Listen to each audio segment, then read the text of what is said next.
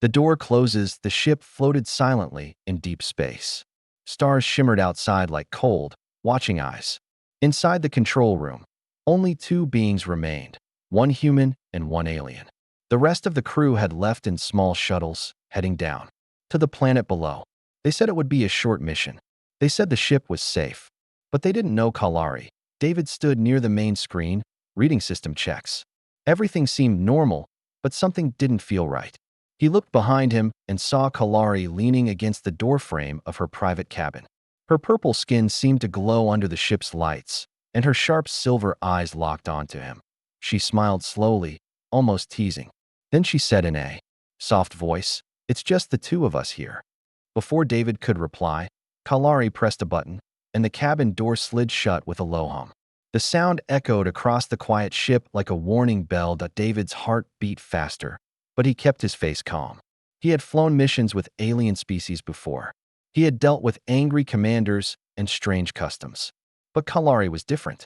She wasn't just mysterious. She was dangerous in a way that didn't show on her face. She walked toward him slowly, her steps quiet but confident. "You don't trust me, do you?" she asked. David didn't answer right away. He looked back at the screen. "I trust ships, not people." Kalari laughed softly. "That's a smart answer." She walked past him and placed her hand gently on the control panel. The screen changed, showing a series of locked files. David frowned. "What is that?" Kalari tilted her head. "Private logs. You weren't supposed to see them." He stepped back. "Then why are you showing me?" She turned to face him. "Because I want to see how brave you are, David. You humans always say you're not afraid. I want to test that." David didn't like the way she said it. He looked toward the hallway, thinking about leaving the room. But something told him, once that door closed, it wasn't just about privacy. It was a trap, or a challenge. "Why are we really out here?" he asked. This mission was supposed to be a peace run. Diplomatic talks. Trade discussions. That's what the briefing said. Kalari's smile faded a little. Her voice dropped. "That's what you were told. But I was told something else. This ship, this crew, this mission, it's more than peace. It's a test." David narrowed his eyes. "A test for what?" Kalari didn't answer. Instead, she walked to her cabin wall and touched a glowing panel. Lights dimmed slightly, and the air felt warmer. Her voice came softly through the silence. "You'll see, but not yet." David took a deep breath and looked at her closely. He didn't understand her games. One moment she acted like a curious traveler. The next, she was speaking like someone, holding a secret weapon. "Is this some kind of game?" he asked. Kalari turned toward him again. "Only if you lose." He stepped closer now, his voice steady. "You're hiding something. And I don't care who your people are. I won't play along." Kalari nodded slowly, like she respected his answer. "Good. I like when humans speak, with fire in their voice. Most of you are too soft, too weak. But you? Maybe you'll last longer than the others." David froze. "Others?" Kalari walked back to the cabin door and locked it again. "You ask too many questions. That can be dangerous here." A cold silence filled the room. David's mind raced. Something was wrong, terribly wrong. He didn't know what Kalari meant by others. He didn't know why she was suddenly so calm, so in control. But he knew one thing for sure. He wasn't alone with her by accident. "I want access to the full mission files," he demanded. Kalari just stared at him. "You want truth?" she whispered. "Then be ready. It comes with a price." She reached for her wristband and pressed something. David heard a quiet beep, and then his communicator shut off. The ship's lights blinked once, then returned to normal. Now they were truly alone. David felt trapped, not by the ship, but by her eyes. They were watching him too closely. Not with hate, not with anger, but with something deeper. Something ancient. Like a hunter watching prey that didn't even know it was being hunted. He backed toward the panel again, trying to call the others. No response. Kalari had cut the signal. "Don't worry," she said. "I won't hurt you. Not unless you try to run." Her smile returned. It wasn't evil. It wasn't kind either. It was unreadable. David stood still. The ship made no sound. The stars outside didn't blink. It felt like time had stopped, just the two of them. In silence, in mystery, in danger, and whatever was coming next. It had already begun. Asterisk the unspoken code. David didn't sleep that night. He sat near the main control panel, watching the navigation screen, pretending to work.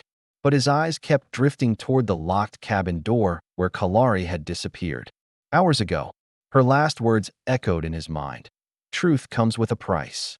What price? The ship was too quiet. No beeps, no hum of engines, just the soft breathing of metal and cold space pressing from outside. It felt like the silence had wait, as if the ship itself knew something terrible was waiting. David turned his attention back to the screen. He noticed a strange flicker in the logs. One file kept flashing open and closed for less than a second, like someone was trying to hide it. He tapped into the system. It was encrypted in alien code. Kalari's language. He leaned forward, slowly decoding what he could. Bits and pieces began to appear. It wasn't just logs. It was a list of humans. Names, ranks, mission details. Some of the names were crossed out, marked in red. He froze when he saw a note at the top. Compatibility test, final trial. Subjects, species 041, HUM. David's name was there. His stomach turned. He wasn't here to fly a peace mission. He was part of an experiment. Suddenly, a whisper came from behind. You found it. David jumped up and turned around. Kalari stood at the entrance, watching him. She wasn't angry. She wasn't surprised.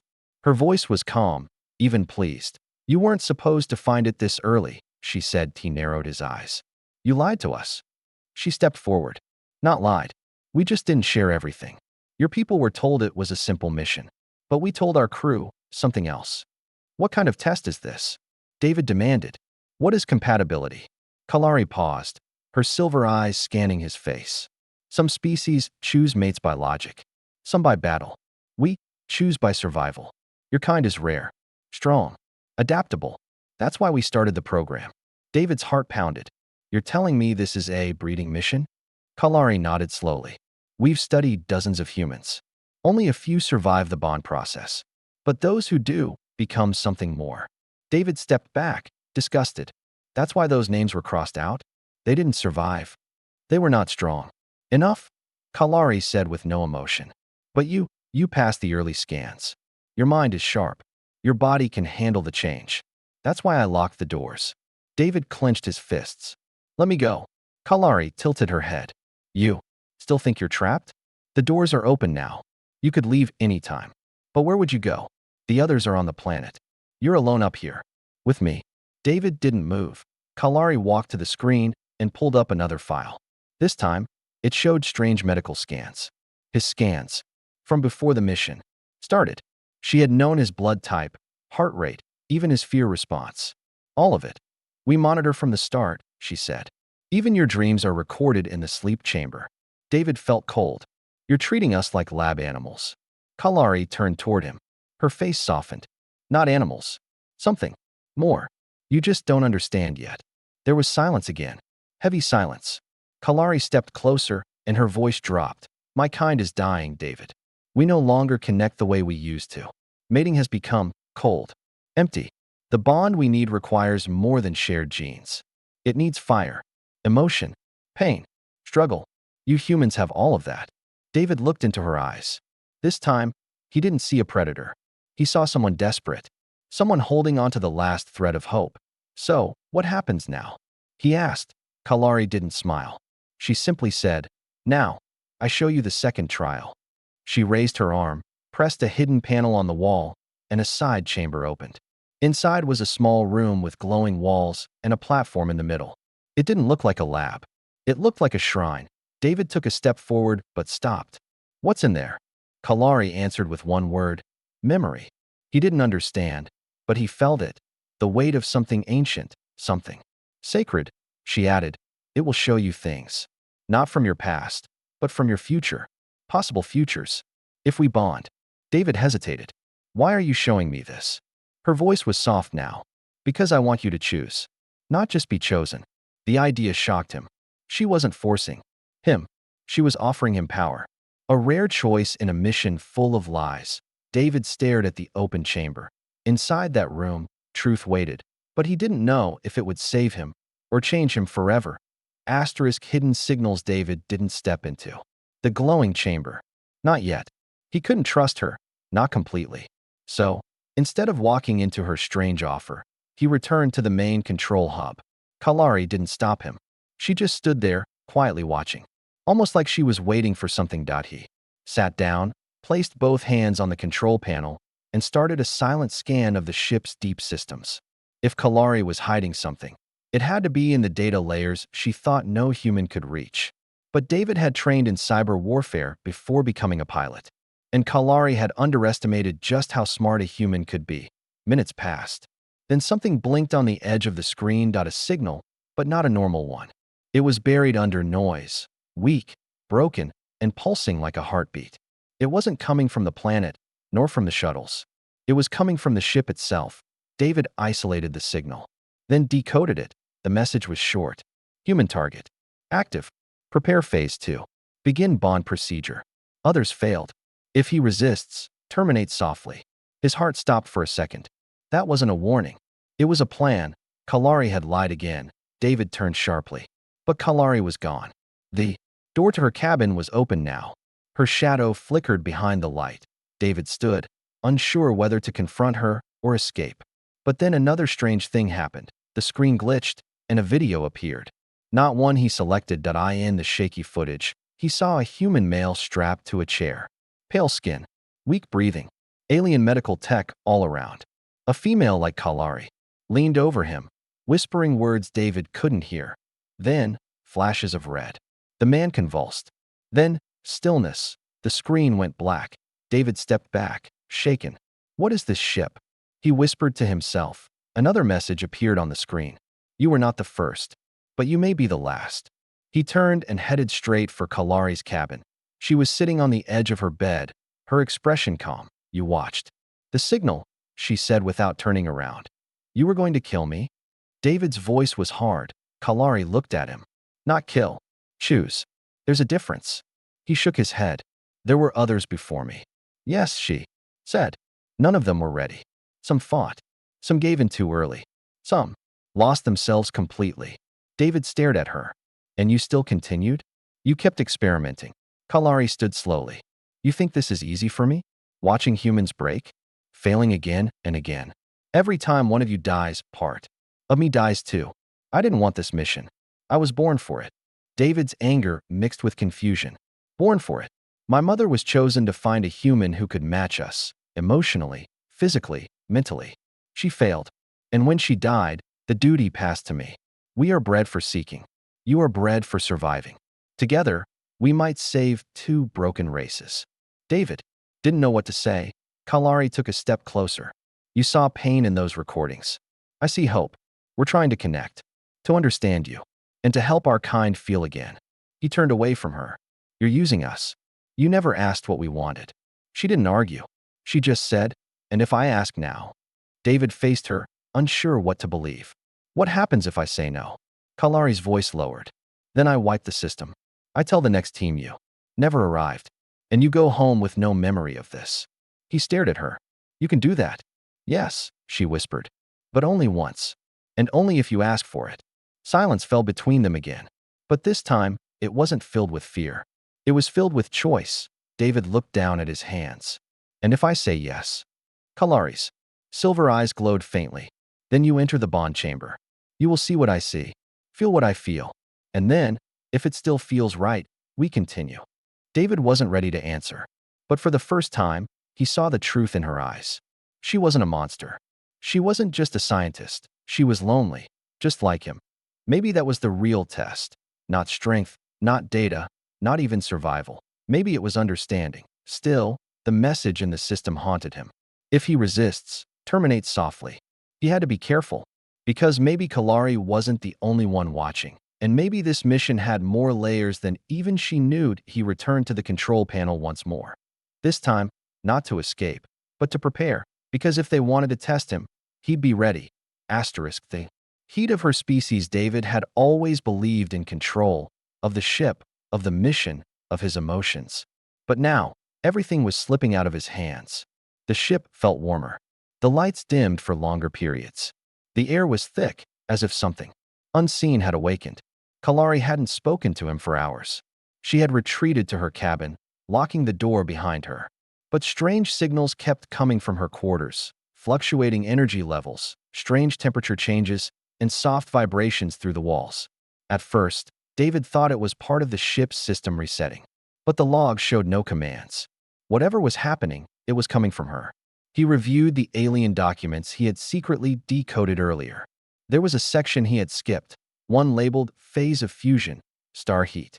He opened it now. The translation was rough, but the meaning was terrifyingly clear. When a female of the Kalari species begins the star heat phase, her body undergoes biological shifts. Her instincts heighten. Emotion, scent, heat, all rise. Once triggered, she will seek a mate, one that can survive both her touch and her soul. David rubbed his forehead. This wasn't just about diplomacy or even science. Kalari was entering a biological stage, something primal, something old. A soft chime interrupted his thoughts. Her door opened. Kalari stepped out, slowly, as if her entire body was humming.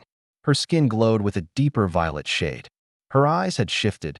They were no longer silver, but shining like hot metal. Even her breathing had changed. Deeper, slower, heavier. David stood. Kalari, what's happening to you? She looked at him and smiled, but there was no mischief this time. Only truth. It has begun, she said quietly. He took a step back. The star heat. She nodded. It's not something we control. It comes when the bond is near, or when desire breaks past logic. David's heart pounded. He tried to keep his voice steady.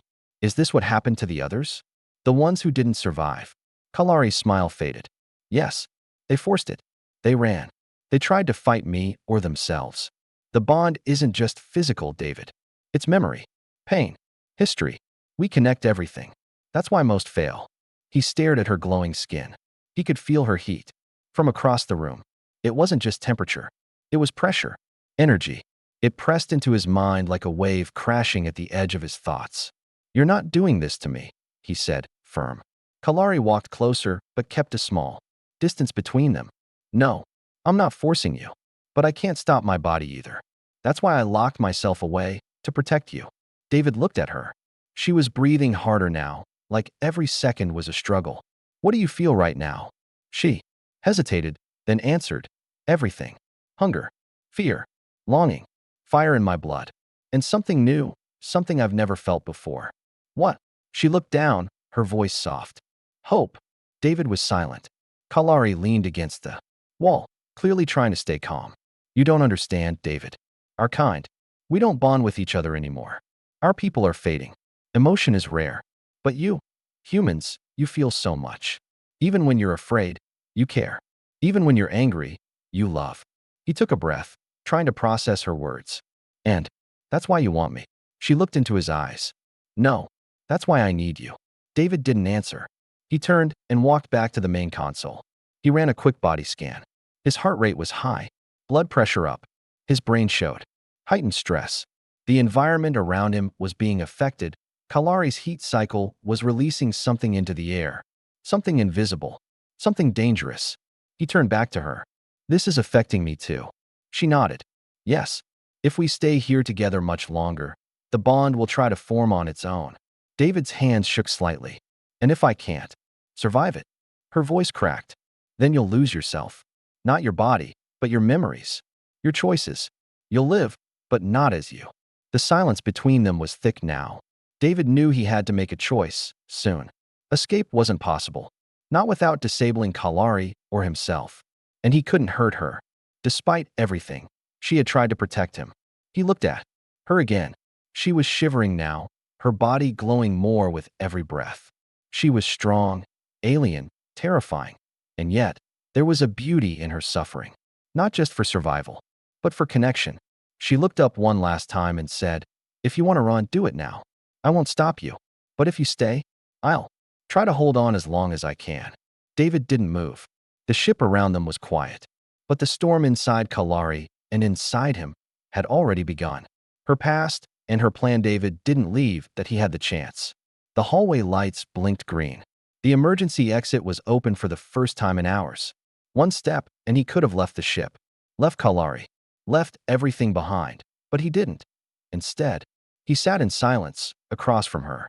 The air between them felt heavy, not just from heat, but from unspoken things. Kalari had wrapped herself in a loose silver cloak, trying to calm her body.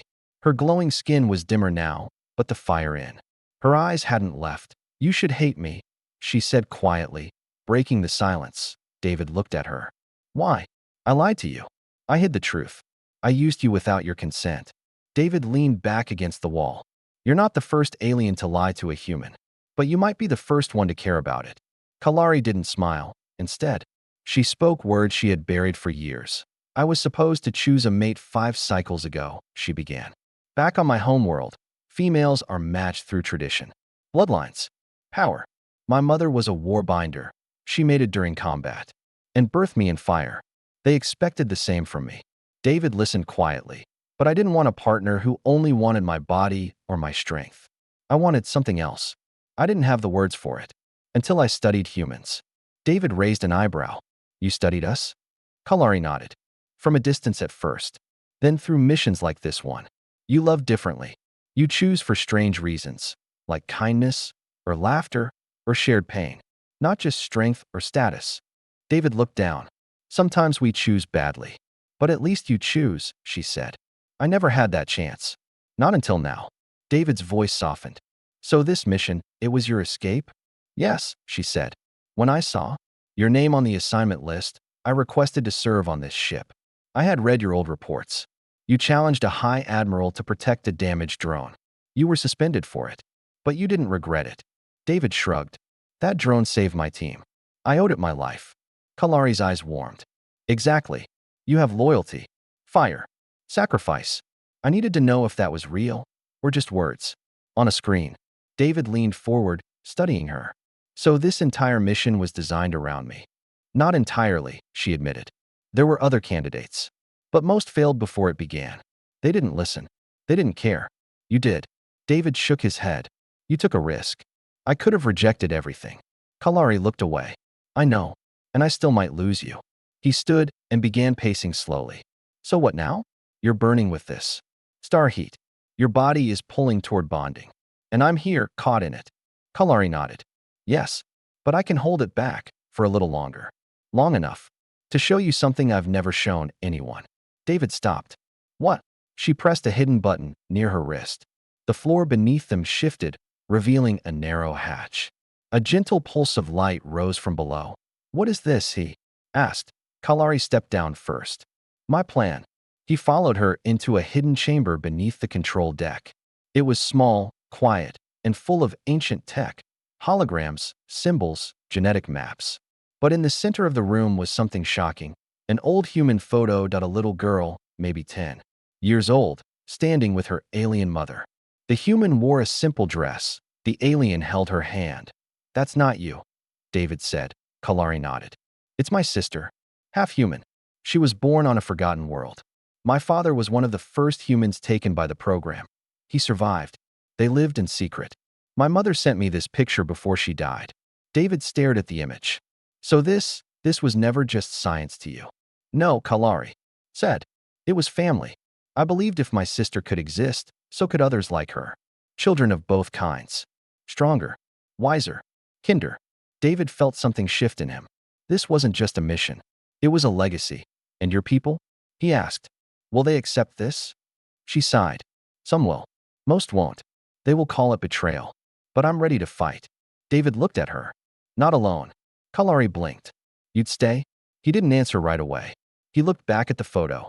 Then he said, "If we do this, it's not because of heat or instinct or pressure. It's because I believe in what you're trying to do." Her eyes filled with light, not glowing, but shining with something else. Not fire, but hope. For the first time, the ship didn't feel like a prison. It felt like the beginning of something real. The escape attempt. David couldn't sleep. He sat near the ship's main control panel, staring at the blinking lights, replaying Kalari's words in his mind. Everything she said about her past, her sister, and the hidden truth behind their mission. It had moved something deep in him. But something still didn't feel right. He opened the system logs again, this time diving deeper, beyond the encrypted layers Kalari had allowed him to see. What he found next made his breath stop.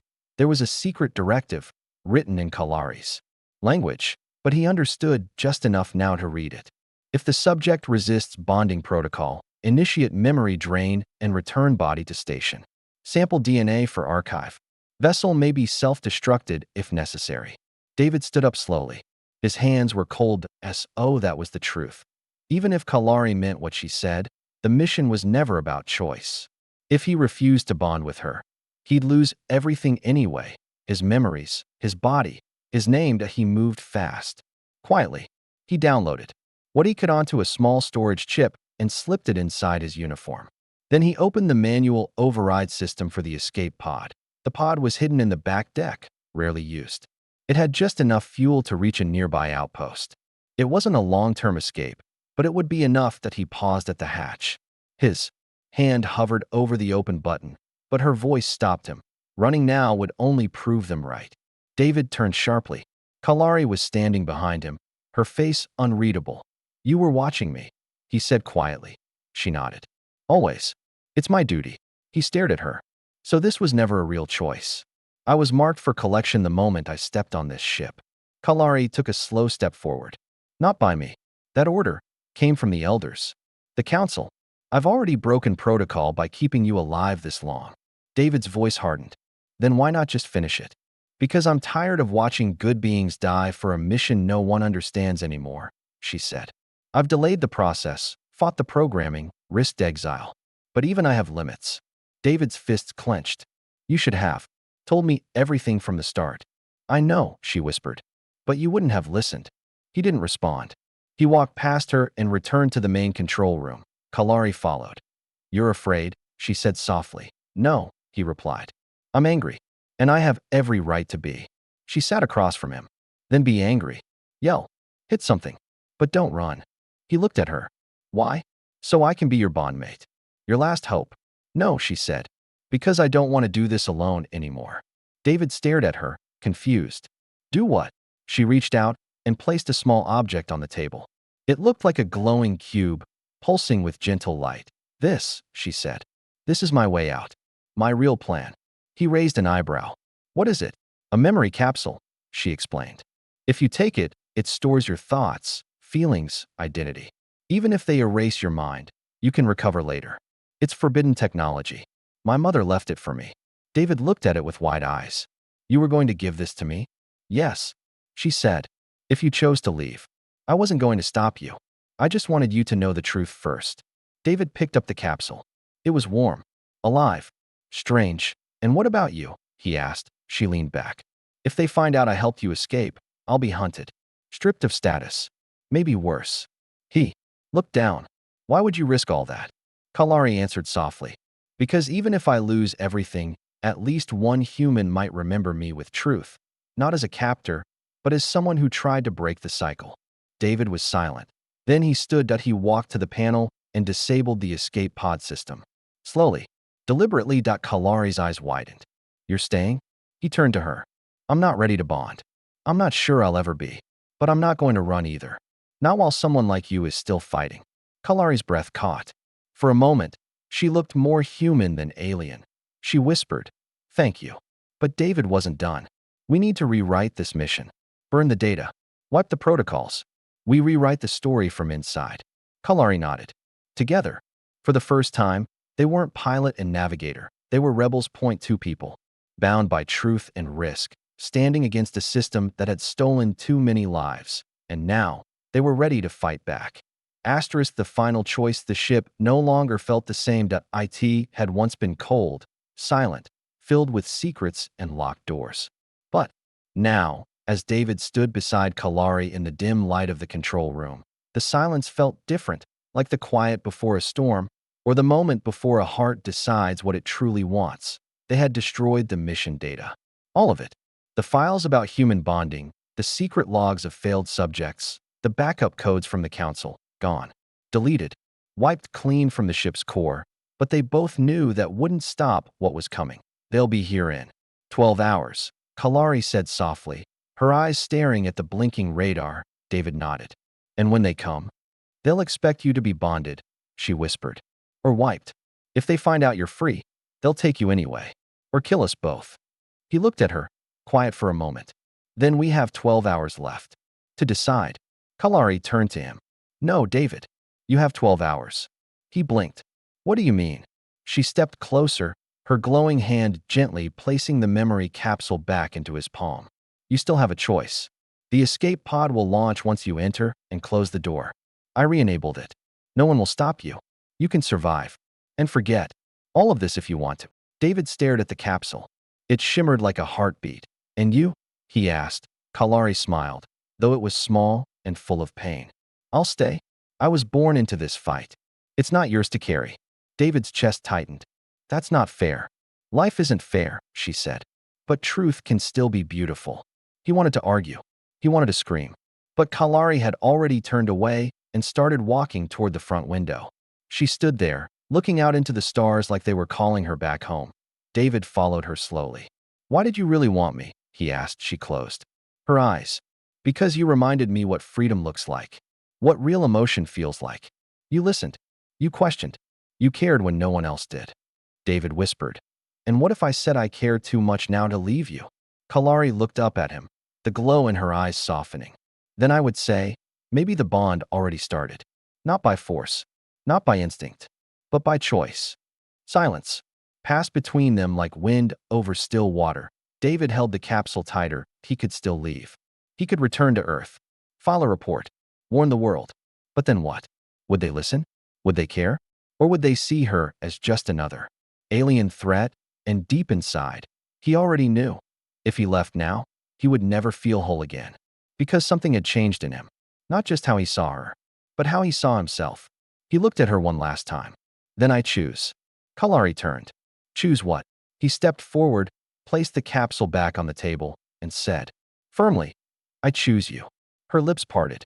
A silent gasp. She didn't speak, but her eyes said everything. David continued, not because I'm trapped. Not because of heat or trials or orders. I choose you because I believe we can change something together. Maybe even everything. Kalari's hands shook. Her glowing skin shimmered like 1,000 stars. You're sure? David nodded. I was never more sure. Slowly, she stepped forward. She reached out, placing her fingers over his. At that moment, a warm light wrapped around them. Gentle, slow, alive. The bond began. But it didn't burn. It didn't break. It didn't steal his thoughts. Instead, it shared. Memories passed between them, not in words, but in feelings. Her lonely nights, his forgotten dreams, her silent fear, his buried grief. All of it flowing, like rivers finally. Meeting at the ocean. When the light faded, they were still standing, still breathing, still themselves. But something was different. David could feel her heartbeat in his chest. Kalari smiled through tears. You did it. You survived. He smiled back. No, we did. Outside, the stars glowed softly. Inside, two souls stood closer than ever. And as the council ship appeared on the radar, flashing red lights of warning, David and Kalari didn't flinch. Let them come. Because this time, the story wouldn't end with fear or control. It would begin with a choice. Their choice. Together.